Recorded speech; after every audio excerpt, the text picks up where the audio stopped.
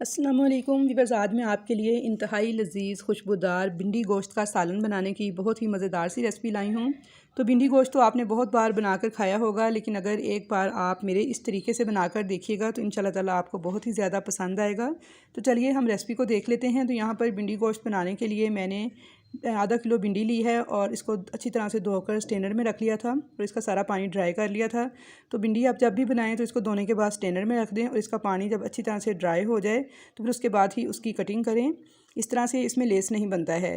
भिंडी बहुत ही शानदार बनती है और भिंडी का ऊपर और नीचे वाला हिस्सा काट कर इस तरह से आपने उसकी कटिंग कर लेनी है। और आधा किलो ही आपने बीफ, मटन या चिकन या कोई सा भी गोश्त जो आपने इस्तेमाल करना हो वो आप यूज़ कर सकते हैं। और अब यहाँ पर एक कढ़ाई के अंदर मैंने लिया था आधा कप कुकिंग ऑयल और उसको अच्छी तरह से पहले गर्म किया था और उसके बाद इसमें मैंने भिंडी ऐड कर दी है। तो मुसलसल चम्मच चलाते हुए मैं इसे 3 से 4 मिनट तक फ्राई कर लूँगी। तो यहाँ पे देखिए भिंडी को अपने फ्राई करते हुए बहुत तेज़ तेज़ चम्मच नहीं चलाने, बिल्कुल हल्के हाथों के साथ इसे उल्ट पुल्ट करते हुए फ्राई करना है। और इस तरह फ्राई करने से ये होता है कि भिंडी की जो लेस है वो सारी ख़त्म हो जाती है। तो यहाँ पे देखिए भिंडी को मैंने 3 से 4 मिनट तक फ्राई कर लिया है। लेस इसकी ख़त्म हो चुकी है। तो अब इसको हम निकाल लेंगे। भिंडी हमारी फ्राई हो चुकी है। और अब बाकी बचे हुए ऑयल में कुछ साबुत गर्म मसाले डालेंगे। तो जिनमें देखें 2 बड़ी इलायची है, 2 तेज़पात, 1 दालचीनी की स्टिक और 10 से 12 साबुत काली मिर्चें हैं। ये डाल देंगे ऑयल के अंदर। हल्का सा इनको कड़कड़ा लेंगे और अब साथ ही इसके अंदर एक बड़े साइज़ की प्याज इस तरह से लंबी काट कर ऐड कर देंगे। प्याज को हमने बिल्कुल लाइट सा कलर आने तक फ्राई करना है। बहुत ज़्यादा डार्क कलर प्याज का नहीं आने देना, वरना उससे हमारे सालन का टेस्ट जो है वो बिल्कुल भी अच्छा नहीं आएगा। तो भी बस मुसलसल चम्मच चलाते हुए हम प्याज को फ्राई कर लेंगे। तो अगर आपने अभी तक मेरा चैनल सब्सक्राइब नहीं किया हुआ, चैनल पर नए हैं या फर्स्ट टाइम वीडियो वॉच कर रहे हैं, तो आपसे एक छोटी सी रिक्वेस्ट है कि चैनल को जल्दी से सब्सक्राइब कर लें और अगर वीडियो पसंद आए तो इसे लाइक भी कर दें। तो यहाँ पे देखिए प्याज का बिल्कुल हल्का सा सोटे हो चुका था, लाइट सा कलर आना स्टार्ट हुआ था। तो साथ ही मैंने इसके अंदर आधा किलो चिकन ऐड कर दिया है। तो यहाँ पे देखिए चिकन को भी हम इसके साथ ही फ्राई कर लेंगे यहाँ तक कि इसका जो कलर है वो चेंज हो जाए। तो यहाँ पे देखिए चिकन को मैंने फ्राई किया है तो इसका कलर वाइट सा हो चुका है।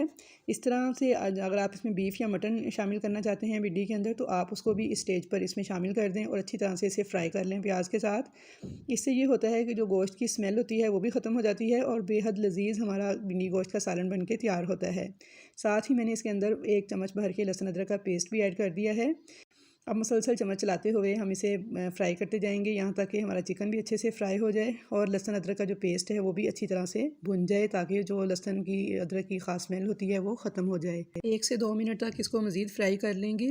बहुत ही आसान सी रेसिपी है और बहुत ही मज़ेदार बनती है। भिंडी तो तकरीबन सभी को खाना पसंद होती है और भिंडी गोश्त जब मिलाकर पकाया जाता है तो बहुत ही लाजवाब सालन बनता है।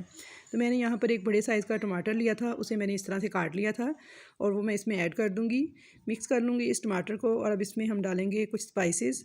तो जिनमें देखें सबसे पहले मैं डाल रही हूँ धनिया पाउडर 1 टेबल स्पून भर के, ज़ीरा पाउडर भी डाला है 1 टेबल स्पून, पिसी हुई लाल मिर्च डालूँगी 1/2 टेबल स्पून, हल्दी डालूँगी 1/2 टी स्पून और नमक मैंने हस्बे ज़ायका ऐड किया है। और अब इसमें 1/2 टी स्पून डाल रही हूँ मैं पेपरिका पाउडर यानी कश्मीरी लाल मिर्च का पाउडर। ये ऑप्शनल है, इसे आप स्किप भी कर सकते हैं, इससे बस सालन का कलर ज़रा खूबसूरत लगता है।